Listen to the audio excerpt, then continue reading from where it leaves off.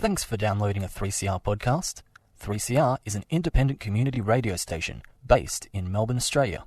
We need your financial support to keep going. Go to www.3cr.org.au for more information and to donate online. Now stay tuned for your 3CR podcast.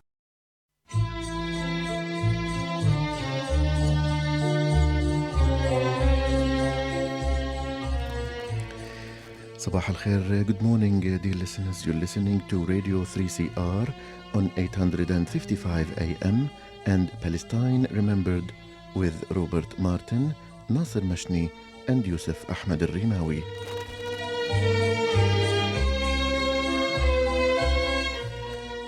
Palestine Remembered is Australia's only English language radio program that is totally dedicated to Palestine. We'd like to welcome those listening on 855 and those that will join us on podcast at 3cr.org.au.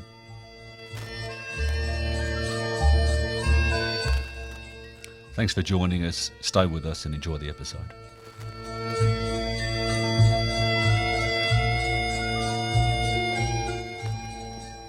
Hello listeners, I won't wish anybody a good morning, although I hope you're as well as you can be. We've woken up to news that Israel has bombed a hospital, bombed Shifa, bombed an ambulance. This time they didn't deny it.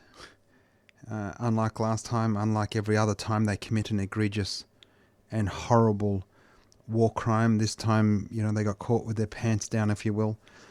I was on Channel 9 Sunrise Breakfast show earlier on today, and the host there said to me, I said, they've just bombed an ambulance. She said, to be fair, the other side says Hamas operatives were inside the ambulance. I said to her, it's an ambulance near a hospital.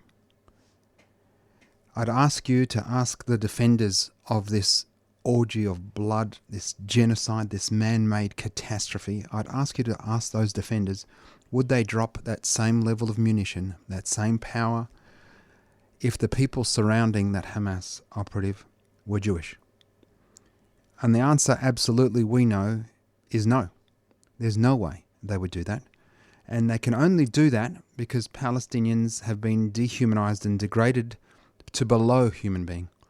And that's true whether it's the Prime Minister of the State of Israel or the Defense Minister calling us human animals, or the Prime Minister invoking Old Testament narrative for the complete and utter genocide of a people. It's disgusting, it's outrageous. Our country continues to call for a pause. A pause, that was put to me today. And I said, do you know what a pause means to a Palestinian?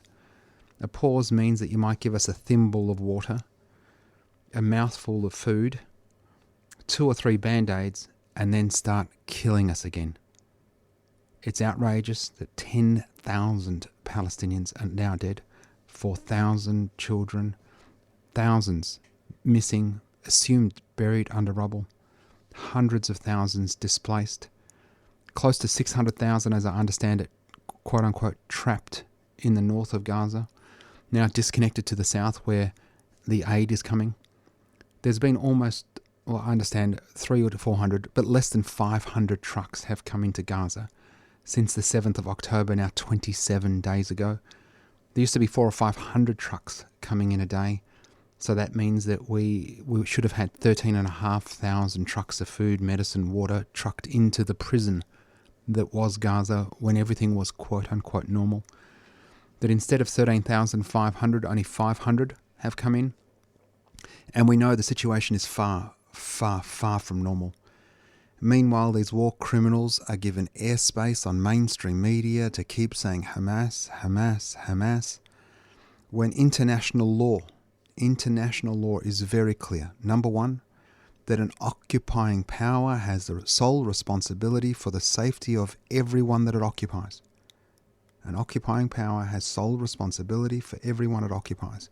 Benjamin Netanyahu is solely responsible, as the Prime Minister of his country, to the safety of every single Palestinian life in that open-air prison. Bombing from the air, land and sea to take out a Hamas operative is not protecting those people. That's a war crime. Secondly, international law is very, very clear. and occupied people have the right to self-defense. It's not to excuse the killing of civilians on either side. What should happen, what would happen in a sensible situation if international law applied, if we didn't have the hypocrisy of the West lecturing us on morality and democracy and human rights and law, rules-based order, is that Hamas would be taken to The Hague, and they've already said that they're happy to go and be tried in an international court, as long as Israel is too. And for those sycophantic apologists for that horribly, horribly racist state who demand the condemnation of Hamas, how about demanding the condemnation of 16, now 17 years of open-air blockade? How about condemning the massacres for the past 75 years?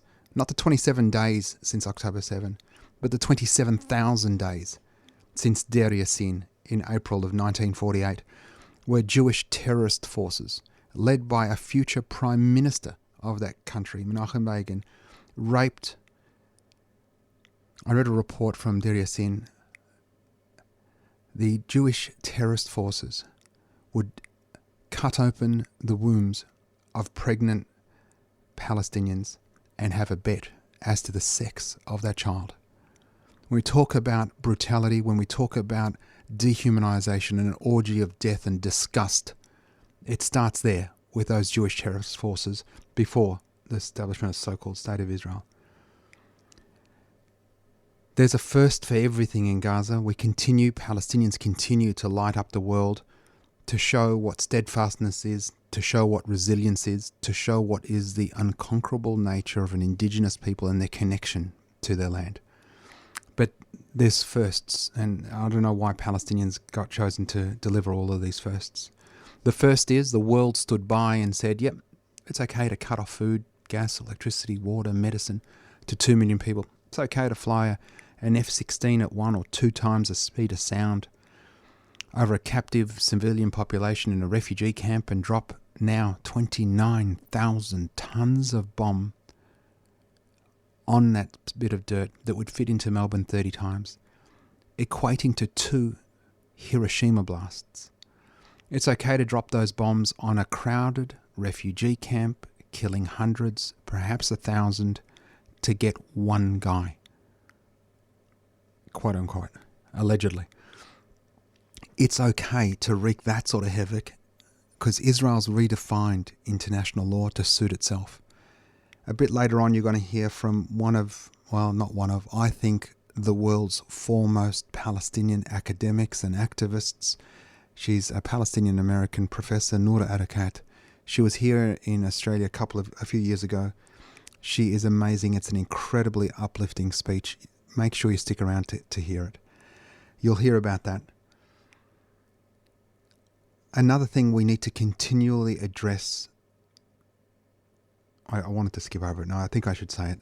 The thing that we have, Palestinians are helping create new acronyms and new language. I just spoke about the language around international law, bombing 2 million people, starving them, denying them food, water, electricity.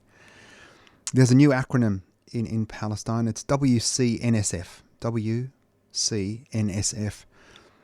And doctors write this in texter on kids' hands. And it stands for Wounded Child, No Surviving Family. Wounded Child, No Surviving Family. That's what we're dealing with. It's really, really terrible. We're going to play some announcements now, and then Noura Erakat, and then we'll back with a little bit more. Stand in solidarity with Palestine this Sunday. With the most devastating attack ever launched on the people of Gaza, it's time for all of us to stand in solidarity with the Palestinian people. Israel has waged war on the Palestinians for the last 75 years. The Nakba, ethnic cleansing, occupation of the West Bank, East Jerusalem and Gaza. Israel has now imposed a total blockade on Gaza and declared war, stopping food, electricity and fuel and launching an all-out attack. We have to mobilise to show our support for Palestine. 12 p.m, State Library, this Sunday. Rally to demand freedom and justice for Palestine. No war on Gaza. Free Palestine Melbourne is a 3CR supporter.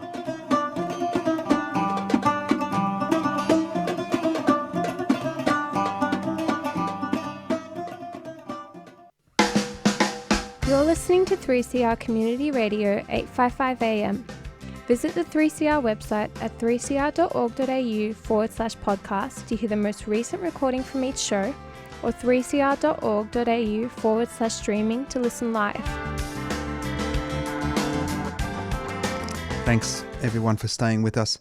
Next up, Palestinian-American professor, superwoman and the best Palestinian on earth today, Noura Erakat. Make sure you listen. I cannot tell you the joy I have right now, joy that I have not felt in many, many weeks, but the joy that I feel right now in your company. The joy in being able to gather with a testament to our ancestors, with a testament, a commitment to the generations after us, that we are fighting, that we fought for our humanity, that we were here, that we said no, that we gathered, that we had no fear. I am so happy to be with you here, with the folks in the Riverside Church, with the folks that are streaming with us. When I thought about this evening, I did not know if I should speak to you as a teacher and tell you about Gaza.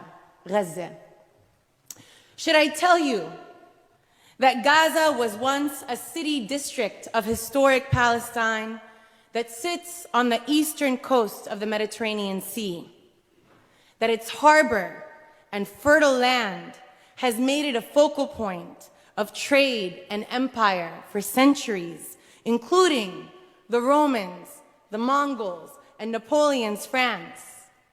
That prior to 1948, the Gaza district contained almost 90 towns and villages. It was 38 times larger than the current 140 square mile strip, making it the largest district in mandatory Palestine until Zionist militias destroyed a majority of these towns.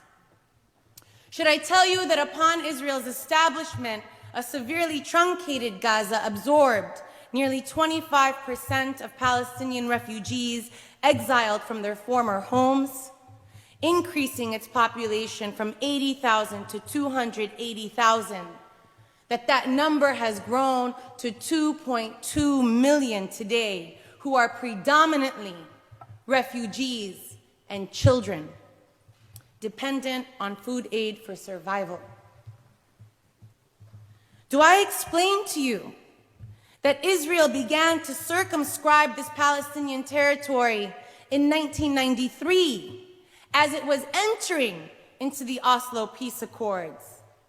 That it began a process of de-development, isolation, containment of Gaza with the intent to make it a Palestinian statelet and to instead focus on annexing the West Bank, whose land it coveted and whose natives it also sought to remove. In this context, I can tell you that Israel imposed a land siege and a naval blockade, hermetically sealing this coastal enclave, placing it on a subsistence diet just above starvation, relegating it to conditions of bare life, and then systematically pummeling it with advanced weapons technologies in a bid to take the land without the people, to achieve in Gaza by warfare what it seeks to do in the West Bank through martial law, in East Jerusalem through administrative law, and throughout historic Palestine through civil law. Or should I speak to you as an attorney and tell you that when Israel withdrew its settlers and military infrastructure in 2005, that it maintained its effective control over the population registry, the skies, the underground water sources, the electromagnetic spheres, all points of ingress and egress, and thus remains in occupying power with the duty to protect its civilians? That Israel, has no right to self-defense against territory that it occupies.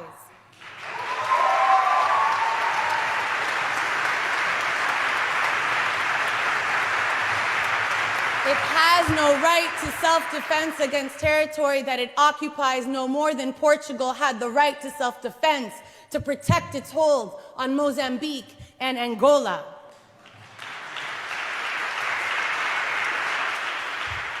Should I explain that people fighting against colonial domination, alien occupation, and racist regimes, Palestinians have a right to use armed force so long as it's regulated by the laws of war,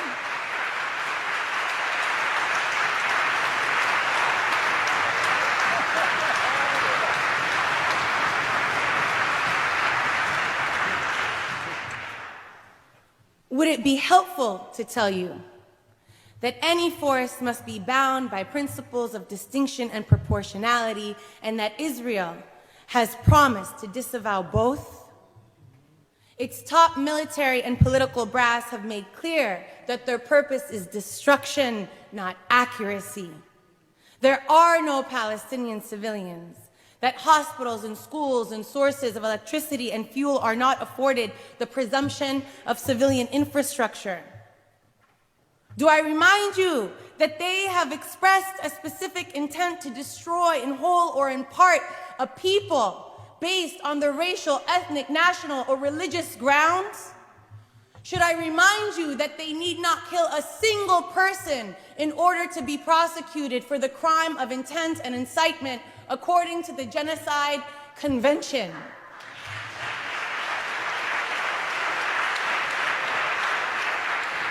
Should I recite the numbers anyway, that in 26 days, Israel has killed more Palestinians that were murdered in the Bosnian genocide? Do I tell you that for the past 2 decades, Israel has not gotten away with murder, but has changed international law to make its grotesque violence permissible? That it says Gaza is not occupied, nor is it sovereign, it is a hostile entity. That it claimed that this is not a civil war, nor is it an international armed conflict, but it's this new category, an armed conflict short of war. That Palestinians participating in hostilities are not merely legitimate targets when they pick up arms, but even when they lay asleep next to their partners in homes filled with their families. That the lives of their soldiers are worth more than the lives of enemy civilians, and proportionality is forward-looking, so that untold destruction is reasonable and recommended in the language of law. Do I remind the world, do I remind you all, that what happens to Palestinians now sets a new precedent that means that everywhere, anywhere in the globe is not safe? No. I should speak to you plainly as a mother. I should tell you that my heart breaks over and over every single day. That I cannot take another image of a baby covered in dust from the rubble that was her home, gasping for air. That I cannot handle another young girl running after her mother's corpse, asking her to get up. Qumi yamma, qumi yamma, qumi yamma. That it pains me to watch a young boy begging the man about to bury his baby brother for a strand of hair from his baby brother's head. That I have to admit that I am in sheer awe of Wa'il Dahduh, who buried his wife and his son and his daughter, who both wanted to be journalists like him. and got up the next day in front of a camera to continue to report the genocide of his people.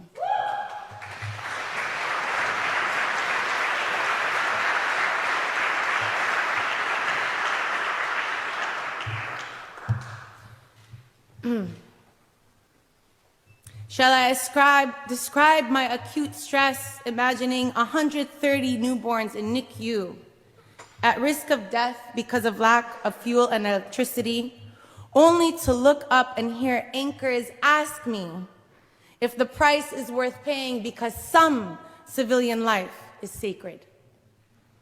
Or that when I ask my cousin in Ramallah this morning how her children are faring, she says they have learned a painful lesson these past weeks, that world powers agree that their lives are not worthy.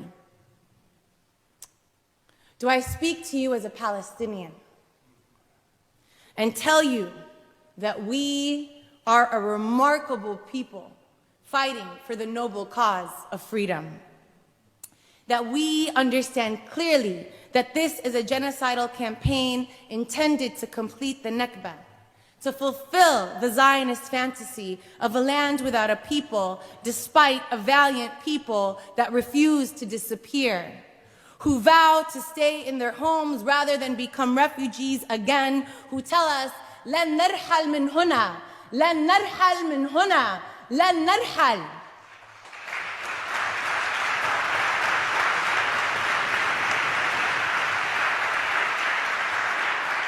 Whose pride and love and rootedness and tradition and song and prayer and belonging will forever, forever haunt settlers who build nuclear weapons, marshal global superpowers, and still tremble before the truth of our existence.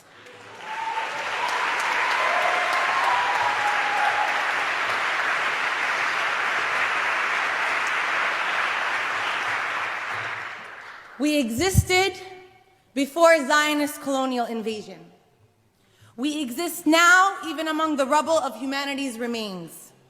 We will exist when Zionism is dismantled bit by every racist colonial bit.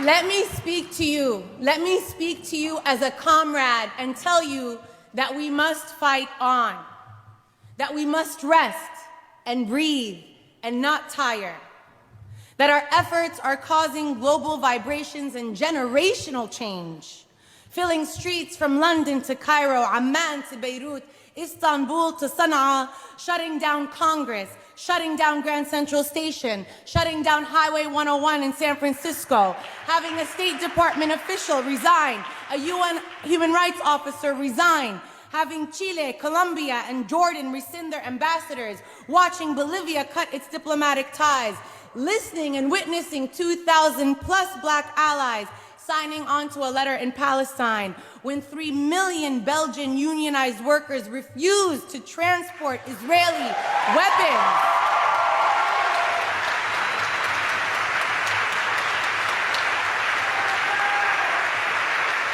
We have disrupted Senate appropriations hearings asking for more money.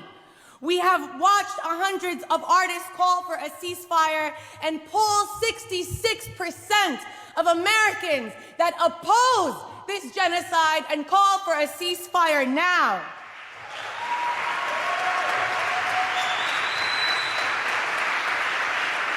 That number keeps growing, and as your comrade, I want to ask you and remind you that as we fight on, to be vigilant because repression is growing. To remind you that in our vigilance, we can protect ourselves. We need not cower.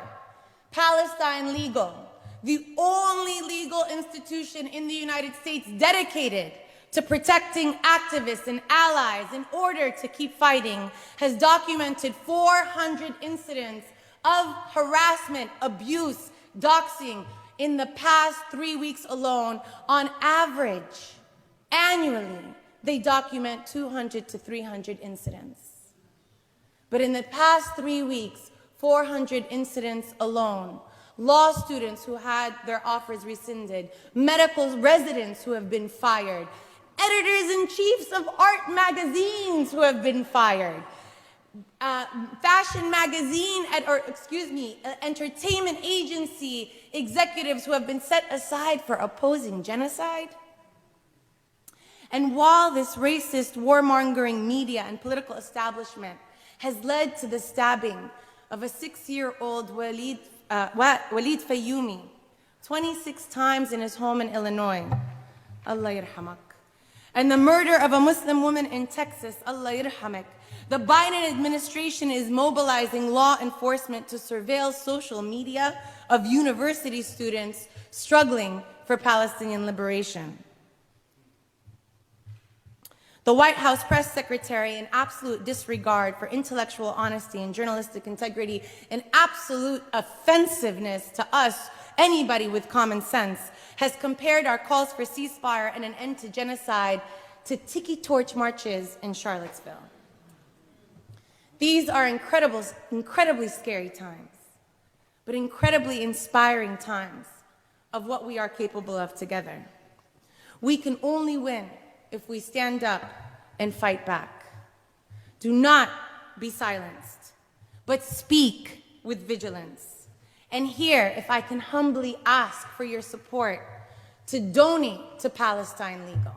For those who have not had the heart, the will, the opportunity, the ability to speak up, donate to Palestine Legal. Help Palestine Legal, which only has 6 staff attorneys taking on this entire edifice. Help them protect the front line so that the rest of us can fight. We need a defensive front, and we have the institutions we need to support them. We also know that a generous foundation has agreed to match that donation that you make this evening. So I end by telling you what we already know, that we will continue until there is a free Palestine, until all our kin are freed from cages, until these lands are free, these stolen lands are free, until all our siblings can live in safety and dignity, until freedom for all. May we be triumphant.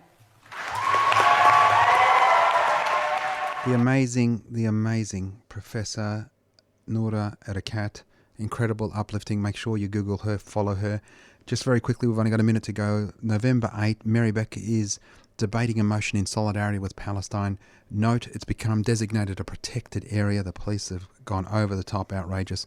November 8, if you're in the Merri-bek area. Thanks for listening, and we'll see you tomorrow. You've been listening to a 3CR podcast produced in the studios of independent community radio station 3CR in Melbourne, Australia. For more information, go to allthews.3cr.org.au.